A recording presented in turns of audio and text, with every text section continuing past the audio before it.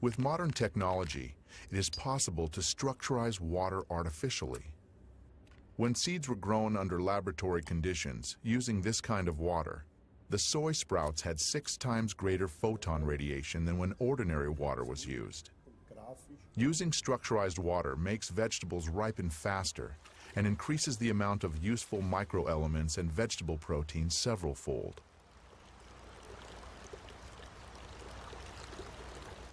If we look at the shoots, the treated ones were long, even, and strong, while the untreated ones were short, thin, and weak.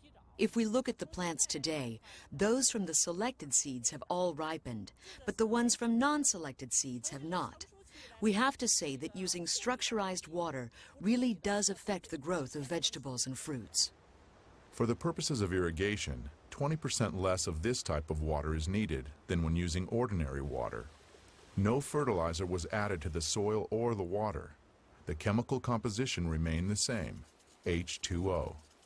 The only thing that had changed was its structure. At the present time, scientists can answer the question of how this happens, but science does not yet have an answer to the question of why. Let us see how this type of water affects human blood. The doctor is drawing blood from a patient's finger. Using a special microscope, we shall be able to see the condition of her body from this drop.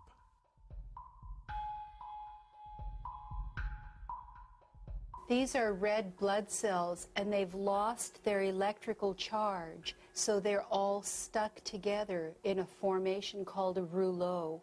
Here's a huge symplast.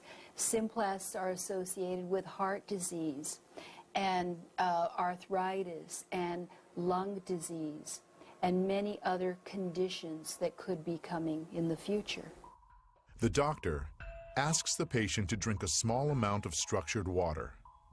After 12 minutes, the doctor again draws blood from the patient and studies it. So you can see that the cells then become buoyant, they become slippery, and they have their electrical charge, so they repel each other. That allows them to carry oxygen, and it means that we're changing the pH of the blood back to an aerobic environment rather than an anaerobic environment. I think that's utterly amazing that just drinking water could do that.